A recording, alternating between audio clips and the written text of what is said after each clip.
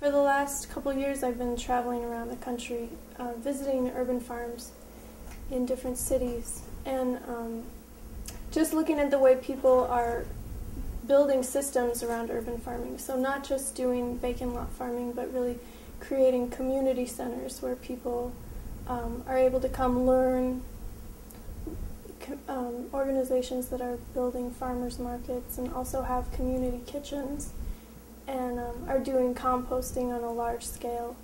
I think it's really important that we start looking at cities as organisms, as systems of relations that can be linked up to be self-renewing.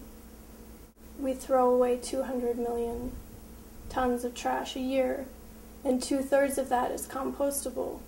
But when it's thrown in the landfill, it petrifies, so it doesn't compost. And people have found, 40-year-old newspapers in the landfills. And at the same time, we're bulldozing over our topsoil and developing on farmland. So those are two problems, but when we link them up in a relationship, it turns into a situation where we can actually create soil with the trash that we're now throwing away and build soils that can then be laid down on parking lots and in vacant lots, clean, safe soil. The book I'm working on is about the organizations around the country that I see being really models in creating these food community centers. Most of them are led by people of color, and they're creating jobs. We have the highest rate of unemployment now since the Depression. I think the unemployment rate is now at 10%. So we have people that need jobs. We also have 36 million people on food stamps right now. So people need food in their communities. They need fresh, local food.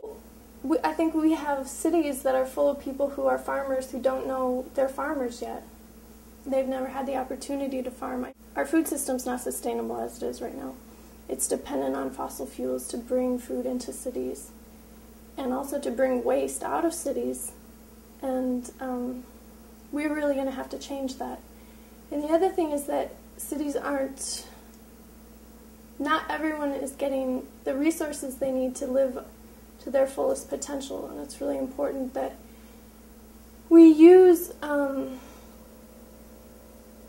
ecological systems to uplift people and to remediate social systems that have been oppressive. We have to keep remembering that it's a food justice movement and not just a local foods movement, and keep making sure that all communities are getting access to local food, not just wealthy communities. I would love to see us begin to recognize cities as organisms, as systems of relationships, and using those relationships to uplift everybody. So doing way more municipal composting and covering parking lots with soil. That's one thing that Growing Power is doing.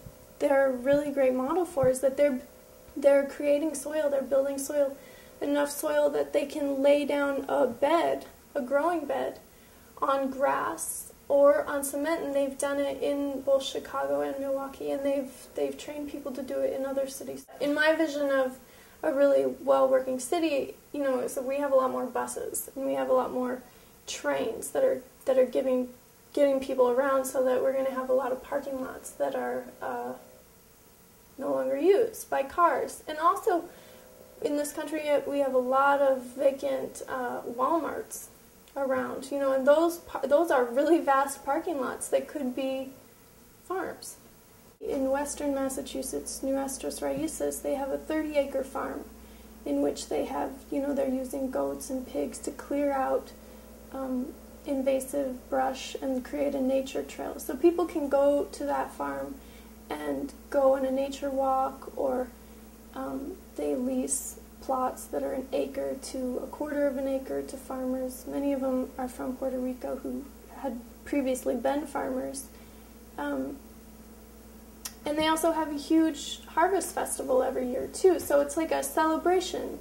mixing of farming and celebrating. So people who live in apartments can kind of claim a farm, an urban farm, as their own and have that relationship and that connection without, tearing up their street. Or, it's a little bit more of a relationship than a window box or, growing some herbs. Having community food centers where people can go and learn about food and how it's raised and have a connection, and maybe if they want, just buy food, have a degree of relationship that they want to choose. I've had a great experience with worms in my kitchen, worm composting. I had a big cooler, and I drilled holes in it and used red worms, and fed them credit card applications that I didn't want and potato peels, and they turned that into really rich soil. And just even having that, composting is a really great thing to do in your kitchen, but also having the experience of that cycle of waste, of turning your organic waste into soil right in your kitchen is really, you learn a lot from it. And they're fun. I felt like they were pets. And partners also. And also, it's a movement, it's a global movement for food justice to get everyone fed, but it's also very localized. So finding the groups in your community that are doing stuff and just getting involved with what's already happening. Like I know in Boston there's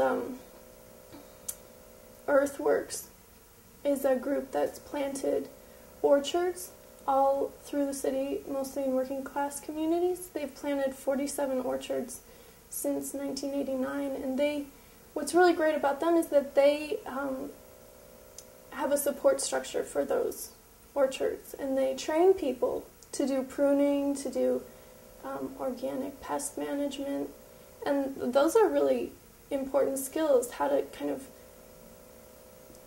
trim and take care of a fruit tree. So there's 800 fruit trees that have been planted around the city, and they need ongoing care. We also need to have some legislation to support urban farms. I'd like to see more laws to protect urban farmland. When people transform a vacant lot into farmland and develop soil, that space needs to be protected from development. When years later, after they've raised the value of the land and then they're pushed off by developers who had been absentee landlords, that should be illegal. Once fruit trees are planted, once soil is remediated and people have established a garden, that needs to be protected by the law. The largest urban farm in the country was South Central Farm in LA. I think it was just under 30 acres, and they had huge fruit trees. They'd been growing there for years, and because they couldn't figure out with the developer, all those plants got bulldozed. So, it's really crazy if we're trying to live on this earth in a way that works. If we want to live, we can't destroy fruit trees. And I think the problem is that some people, we have this, us, them, who owns the land, who doesn't, and those are really outdated thoughts that don't help us as a species continue to live on the planet with other species in a way that's within the bounds of the resources. I think it would be good if we had more animals in cities. Goats, I think, could be really useful. And just laws need to be made to support urban farming enterprises. Processing of food in cities, community kitchens, growing fish. Chickens, for instance, there's a lot of backing to get chicken ordinances in cities across the country changed so that people are able to have chickens. Municipal composting is the idea that a city is involved with the composting and that it's done on a really large scale. So like in San Francisco, they're contracting actually with companies who are picking up the compost and composting it on a city-wide level. So, really getting into that 230 million tons of waste, getting at that level of it. They have a city law now that everyone needs to compost, and the city picks up the compost and then is selling it to vineyards, and residents can get it too sometimes. So those kind of laws that just, make it a normal part of living in the city is that we compost that valuable resource. It's actually a really valuable resource. I went to CSU, Colorado State University in Fort Collins, and I was part of there was a community farm at the school, and I remember I volunteered there for one summer, and, I planted carrot seeds. I was in charge. Someone gave me that job, and I put the seeds in the ground doubting that they would do anything. They were just tiny little seeds. And then, months later, I was pulling these fragrant, beautiful carrots out of the ground, and it blew my mind. I had no idea, how that happened, what happened. So, and it was really great for me to have access to food, fresh food, not have to go to the grocery store, which, if you know anything about the food system, it's toxic, and people in other countries are harvesting that food for no money, and so it doesn't feel good to eat food that comes to you like that. So to participate in making my own food was really, enlightening. And then I had been aware of just different community groups around the country, Growing Power being one, Nuestras Raíces, People's Grocery in Oakland, and, just intrigued with how they were, doing urban farming, but on a bigger level than just a community garden, like really creating jobs and creating opportunities for people to, run small businesses do added value products and sell sofrito or jam. And so I just started following them and watching what they were doing, and then started going to visit them, and it's really exciting. I'm really excited, and I think they're really important models that we can use.